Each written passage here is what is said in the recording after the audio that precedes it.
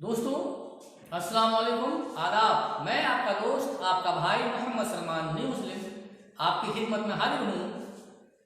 तो दोस्तों, इस वक्त अपने चैनल के जरिए मैं सनातन धर्म का खुलासा कर रहा हूँ और सनातन धर्म के खुलासे में भी अब चल रहा है श्री कृष्ण की 16,108 बीवियों का खुलासा। तो इसमें अपने पहला और दूसरा भाग मैं आपको सुना चुका हूँ। उन दोनों भागों में मैंने पहले भाग में आपको रुक्मिणी के साथ श्री कृष्ण ने जो अपहरण किया था वो सुनाया था, और उसके बाद में जाम्बवती और सत्यभामा के साथ में श्री कृष्ण ने अपना विवाह किया था वो बताया था। और अब मेरा ये श्री कृष्ण की 16,108 बीवियों का तीसरा भाग आपके सामने पेश है।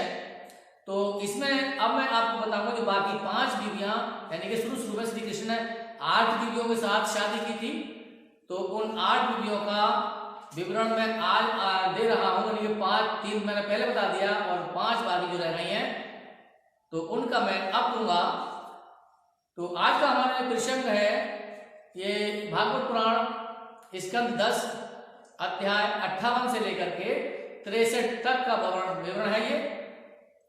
तो श्री कृष्ण की चौथी बीवी कालिंदी के साथ श्री कृष्ण का विवाह किस तरीके से हुआ मैं अब आपको बता रहा हूं कि जब युधिष्ठिर इंद्रप्रस्थ में राज्य कर रहे थे तो तभी वहां पर उनके यहाँ श्री कृष्ण आए थे और वो उन दिनों 4 महीने वहां रुके थे। तो उसी दौरान श्री कृष्ण और अर्जुन युधिष्ठिर की आज्ञा से शिकार खेलने के लिए गए थे। तो उन्होंने उस वन में जाकर के अर्जुन ने बहुत से शिकार किए थे, खरगोश का, हिरण का और गैंडे वगैरह का बहुत से शिकार किए थे। तो शिकार खेलते खेलते जब ये थक गए तो एक नदी के किनारे पर जाकर ये पहुंच गए। वहां उन्होंने नदी का जल पिया और सुकून लिया। तभी श्री कृष्ण की निगाह एक कन्या पर पड़ गई, एक लड़की पर पड़ गई। तो श्री कृष्ण ने अर्जुन से कहा कि अर्जुन जाइए, उस जो लड़की वहां पर बैठी हुई है उसके पास जाइए और उससे पूछ के आइए कि वो कौन है और वो क्या चाहती है। तो श्री कृष्ण की आज्ञा से अर्जुन उस लड़की के पास गए और उससे पूछा कि आप कौन हैं, किसकी पुत्री हैं और यहां पर किस उद्देश्य से आप बैठी हुई हैं। तो उसने बताया कि मैं सूर्य देवता की पुत्री कालिंदी हूं और यहां पर आई हूं, यहां पर मैं तपस्या कर रही हूं। तो मैं श्री कृष्ण के साथ अपना विवाह करना चाहती हूं और इसीलिए यहां पर तपस्या कर रही हूं। तो ये बात अर्जुन ने श्री कृष्ण को जाकर बताई। तो श्री कृष्ण उसके लिए अपने साथ ले आए और उस कालिंदी के साथ में श्री कृष्ण ने अपना चौथा विवाह किया। और उसके बाद अब आता है 5वें विवाह का नंबर। तो 5वां विवाह श्री कृष्ण ने अपनी फूफी की बेटी मित्रविंदा के साथ शादी की थी, और वो भी उसका अपहरण करने के बाद में। तो इनकी बेबी फूफी उज्जैन देश में रहती थी, जिनके 2 पुत्र थे, एक का नाम बिंदु था और दूसरे का नाम अनुबिंदु था। ये बिंदु और अनुबिंदु दोनों ही पांडवों से तो नफरत किया करते थे और कौरवों से मोहब्बत किया करते थे, यानी कि कौरवों के पक्ष में रहते थे। और इसी वजह से श्री कृष्ण से भी नफरत किया करते थे और वो नहीं चाहते थे कि हमारी बहन का विवाह किसी भी तरीके से श्री कृष्ण के साथ हो। लेकिन श्री कृष्ण ने भरी सभा में अपनी बहन, यानी अपनी फुफेरी बहन मित्रविंदा का अपहरण कर लिया और अपहरण करने के बाद में उसके साथ अपने शादी कर ली।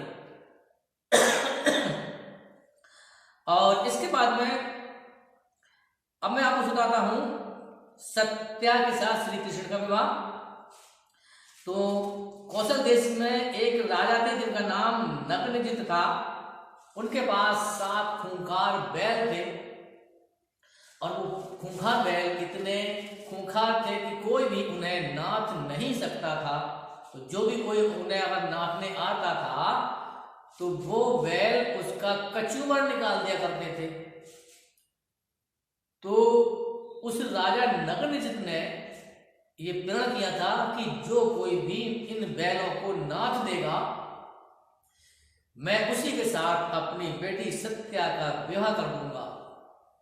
तो ये बात जब श्री कृष्ण को पता लगा तो श्री कृष्ण भी वहां पहुंच गए और श्री कृष्ण ने उस 7 बैलों को खेल ही खेल में नाच दिया और नाच करके राजा नगरजित के पास इस तरीके से लाकर डाल दिया जैसे कि ये खिलौनों को लाकर डाल देते हैं। तो राजा नगरजित ने श्री कृष्ण के साथ अपनी बेटी सत्या की शादी कर दी थी। इस तरीके से ये श्री कृष्ण की 6ठी पत्नी थी। और श्री कृष्ण की अब मैं 7वीं पत्नी भद्रा बता रहा हूं आपके लिए। तो भद्रा भी श्री कृष्ण की एक फूफी की बेटी थी।